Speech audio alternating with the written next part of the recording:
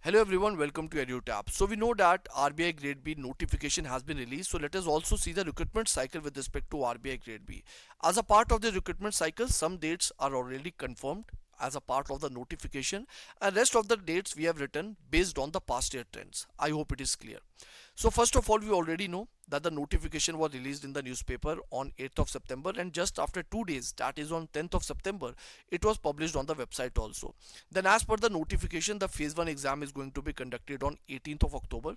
This date is confirmed, and if you see the past year trends, we know that phase 1 admit cards are released, I would say somewhere around 1 week before the exam. So the expected date can be 10th of October. Then after phase 1 exam, we are going to see the phase 1 results somewhere around 2 weeks, so expected date can be 3rd of November, and after 30 days I would say phase 2 exams are going to be conducted, and this date is confirmed. This is 6th of December. So you can see you have around 44 days between phase 1 and phase 2, right? I would say a very limited amount of time is there, and after phase 2 you are going to see phase 2 results also somewhere around, I would say, 25 to 30 days. It takes around 25 to 30 days, so the expected date can be 1st of January. And after the phase 2 results, the interview process is going to get start, right? So somewhere around 20 days, or you can say 20 to 25 days, the interview process is going to start somewhere around 25th of January, and then the final results are going to be announced after, I would say, 40 to 45 days, right?